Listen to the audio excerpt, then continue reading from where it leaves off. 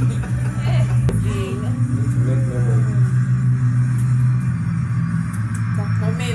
That moment. Look.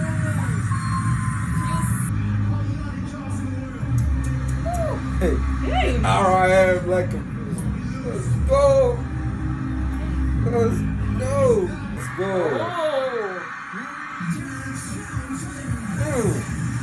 Yeah. Oh. Not today.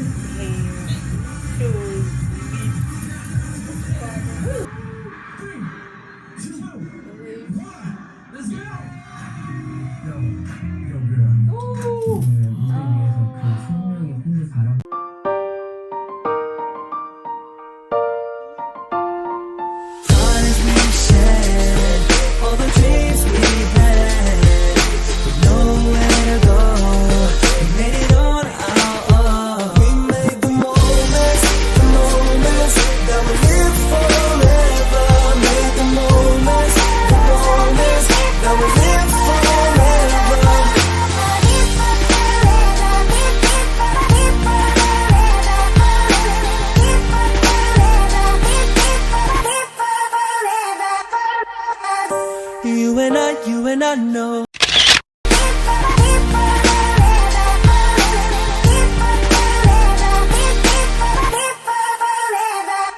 What? In the house, in the building, it's your voice. Lady together with Jeanette. yes, Kathy. Colin. Entry. And if you're new to the channel, do Hit the like button, share, comment, and subscribe. so that you can always be notified every week. Post our new video. We are Back with another video. Of course, if you want to know your favorite Gang in YouTube. then us Gang. gang. Alright guys, today we're back with the dark side of K-pop fandom. Are K-pop fans too toxic? Question mark. Okay, let's see. Are we toxic guys? Are we toxic? Are you Me. toxic? Hey, Bo. Are you not a K-pop fan? that Me and my cousin. Yeah, Yeah, what? Why is that? Yes, like. Harry Potter. In the year 2000, Oh, this Eminem guy. came out with, in my opinion, probably his best album, the Marshall Mathers LP. And what was on the Marshall Mathers LP? Well, we got Criminal, we got Kill You, we got Kim, we got The Real Slim Shady, Marshall Mathers, and am I missing something? Oh yeah, Stan. Most of you probably know the story of the song Stan, but in case you don't, here's a quick summary. A dude named Stan is absolutely obsessed with Eminem, and the story is told from his perspective. After following him for years, buying his albums, meeting him a few times at concerts, he's his biggest fan. He has an extended family, a girlfriend, an unborn child. Life's not bad. However, he constantly sends letters to Eminem for validation, as if everything he already has isn't enough. But Eminem, dealing with thousands of fan mail every day, doesn't get around to responding to Stan's fan mail. As Stan continues sending letters and Eminem still doesn't respond, Stan becomes more and more insane and threatens to kill himself, his girlfriend, and his unborn child in a car crash if Eminem doesn't respond. In the final verse, Eminem finally reaches out to Stan, but discovers that it's too late. A car was found driven off of a bridge, occupants dead, with a tape to Eminem in the car. It's pretty dark. If you haven't heard it before or seen the video, I definitely recommend giving it a listen. The theme of the song, obviously, is that it's okay to be a fan, enthusiast, or supporter of someone or something. But when this infatuation makes you disregard other important aspects of life, and especially when you start harming yourself and others, that's taking it too far. It warns against extreme fan adoration. This song is where the term stan came from. The term, popularized on Twitter, has come to refer to individuals congregated around certain specific interests. I wonder if Eminem is disappointed to see people use that word in the way it's being used today, ironically referring to the very thing that he wanted to discourage. Today, you'll find a fandom for pretty much anything on the internet. You got Swifties, Arianators, Potterheads, aka read another book, Doctor Who, Sherlock, Supernatural, and that's all one fandom by the way. Trekkies, Weeaboos, Wearaboos, Gleeks, Star Wars fans who exclusively like the prequels, and yeah. K-pop fans. Just like any fan base that is obsessed with something, you're bound to have all sorts of fans, but not all fans are created equal. Some fans are just chill. They might listen to K-pop casually, they probably don't have a bias, and they might follow just one or two popular groups. Then there are closeted K-pop fans who mostly keep to themselves and don't let anyone IRL know that they listen to K-pop. They'll listen to K-pop, but only with headphones on, just in case anyone hears them. Then there are normal, everyday fans who genuinely love their idols and follow several different groups and listen to K-pop pretty much daily. They tend to own a good bit of merch too. And then there are others. Insane fans. You know the type. They live for K-pop and nothing else. But they're especially lively on Twitter. You can tell because their profile picture looks like this. Or this. Or this. Which isn't terrible by itself. It's fine to have a K-pop profile picture. Honestly, it's comparable to seeing someone with an anime profile picture. But these guys say the darndest things. Here we got the creepy, obsessive stalker type tweets, like this. What? This, or this. We got people standing members of literally despotic regimes, and I gotta censor this one. It's a bit much. I bet it tastes like vanilla ice cream and heaven, and I hope that one day I'll be lucky enough to have it down my after him having. Don't ask me why it's all these. I don't know. Oh my I goodness! believe that these are jokes, but knowing some people, write that? I feel like they're not. But here's where it becomes a problem. These types of fans are rude to pretty much everyone who is not a fan. Others get strangely hostile to other people for no reason, really. This is crazy. It's like if you talk about a group or an idol and you aren't actively praising them, they act like you've insulted their honor, their family, and their dog. Like this one where this girl decided not to hire someone because they haven't heard of BTS, or doxing people because they said they didn't like your favorite group, or just generally insulting people because they're fans of other groups. And this guy, his tweet is interesting because it's like he wasn't even trying to start hate. I think he was mostly commending the tenacity of K-pop stans by saying if BTS gets coronavirus, the stans are going to find a cure within 24 hours, to which several people responded. What?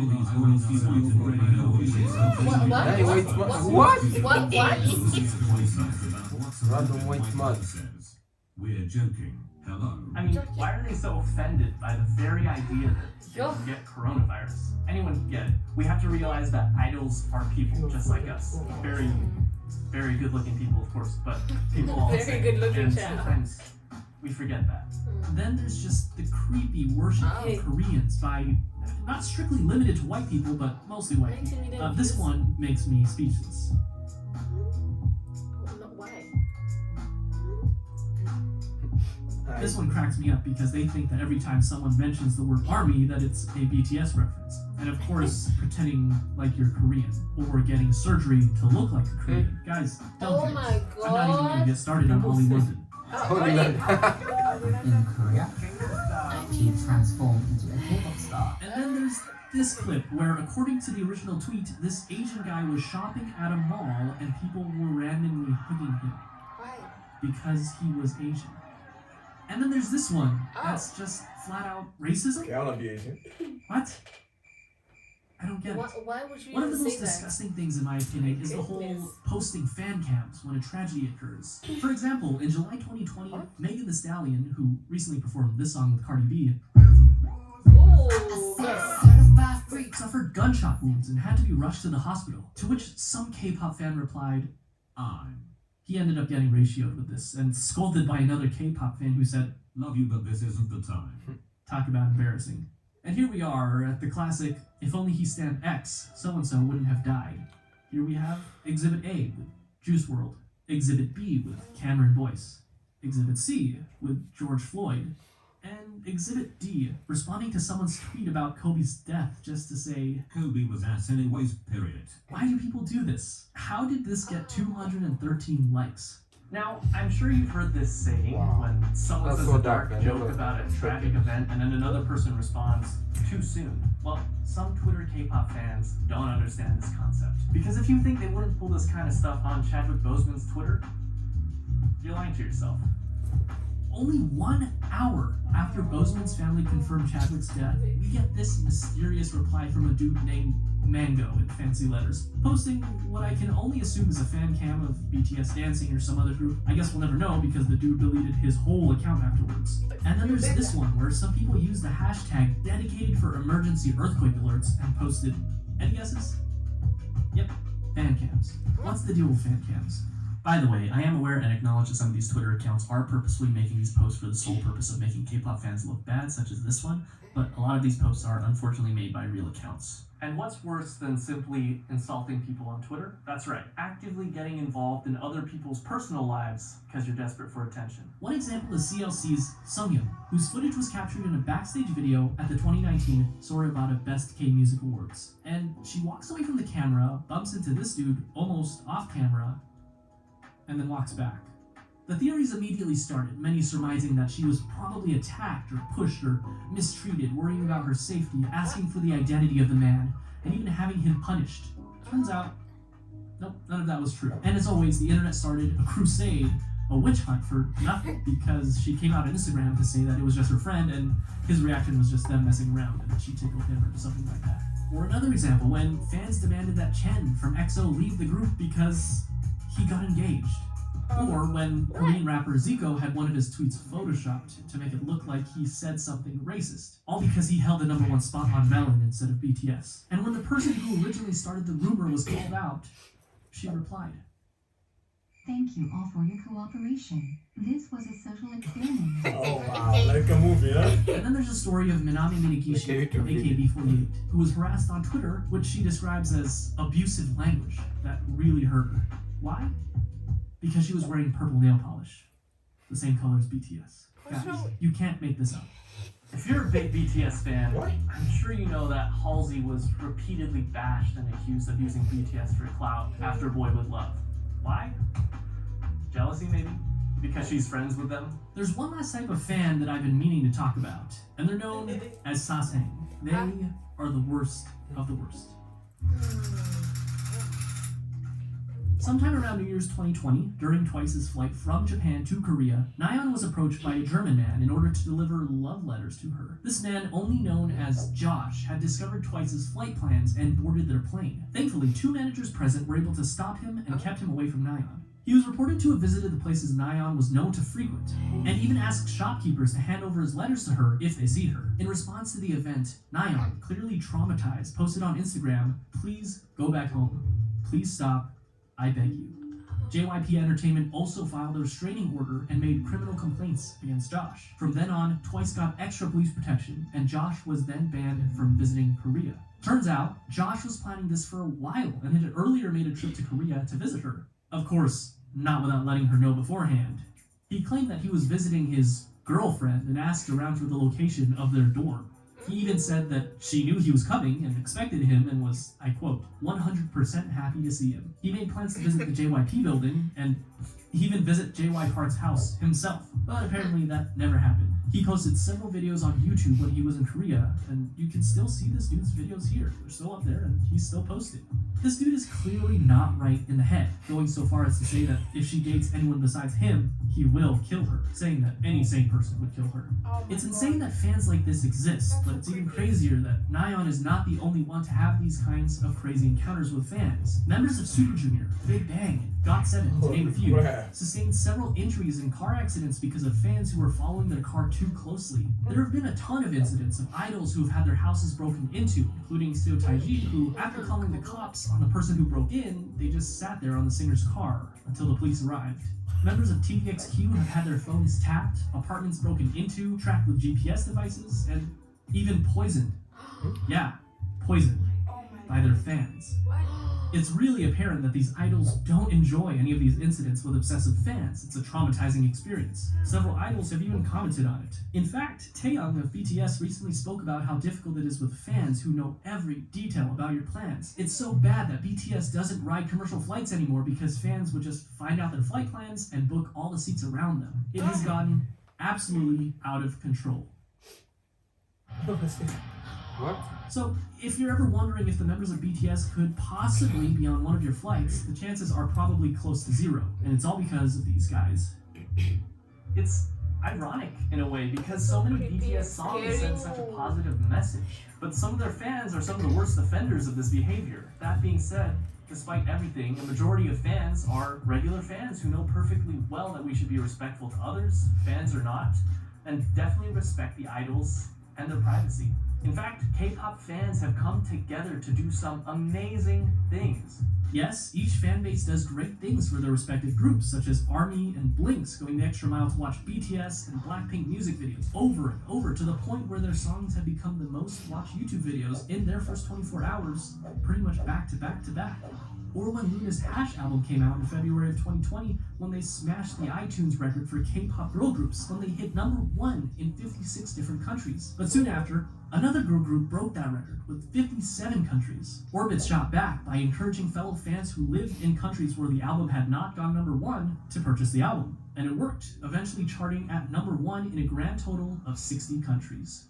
Now, this is all great, but what's even more amazing is what the fans have done for the general public. For example, when BTS had to cancel their shows in Seoul due to COVID, they refunded the money for the tickets back to the fans, who decided to turn around and donate to COVID relief efforts inspired by Suga's prior donation of $83,000 to the cause. ARMY ended up donating a total of $330,000 to the Korean Disaster Relief Association. When the wildfires in Australia broke out, multiple fandoms, particularly those for groups that had Australian members, did massive fundraisers for relief organizations that help people and wildlife affected by the wildfires. G-Dragon of Big Bang and his fans from all over the world donated over 5,000 pounds of rice to the needy. UNICEF, Black Lives Matter, NGOs, and countless other organizations and charities have benefited from the selfless donations of K-pop fans. There's power in numbers. And we, as the fans, have to decide if we use that power to do great things for others or be edgy on Twitter. Eminem came out with Stan in 2000, only 4 years after his first album. He was just starting out. He had no idea how big he would be, yet that song proved to be prophetic. And even so early in his career, he knew the negative effects that overly obsessive celebrity worship would bring for both the fan and the celebrity. Yeah, I get crazy letters like that. That's why I was saying, you know, I don't understand, like, all this is crazy to me. You know what I'm saying? I never knew that I was gonna have any of this. This is all, you know, a little bit much for me. Now, to end this video, I came up with a quiz to find out if you're a normal K-pop fan or a toxic K-pop fan. Question 1. When someone says something slightly negative, but still respectful about your group, do you A, do nothing, because everyone is entitled to their own opinion, or B, send them death threats and try to get them Hey, for sure. Question 2. When someone makes a post that is clearly highlighting the behind the scenes of an activity or a photo shoot that uses the hashtag BTS, do you A, do nothing, because BTS is a terminology that has been used for 100 years, or B, send them death threats and accuse them of using BTS. Question 3. Idol date someone. Do you A, do nothing and let the idol enjoy their private life because their private life is none of your business, or B, send them death threats and petition them to get kicked out of their. Now, if you've answered B to any of these questions, you may be a toxic K-pop fan. No, we are not. No, we are not. You send this to someone. Wow, these videos are amazing. I know. Yeah. And it was so informative. Yeah, informative and educative. Wow. That is so crazy. Like, Scary. it's so crazy to find out that there's people out there who just really do things like. Because I genuinely feel like if you really love someone like that, you would love them to a point where you respect them and not want to hurt them. Like, yo, They're giving them people out there poison. doing crazy Why? things because Imagine. you just love someone, guys. Poison. You know what? Hey, guys. Stalkers. That's crazy, man. Love is crazy. If you know you're a toxic fan, please don't. Tone it down. Yeah, if you are like that, don't love yourself. Alright, guys. Hope you enjoyed it and hope you stay safe, stay tuned in the next video. Peace.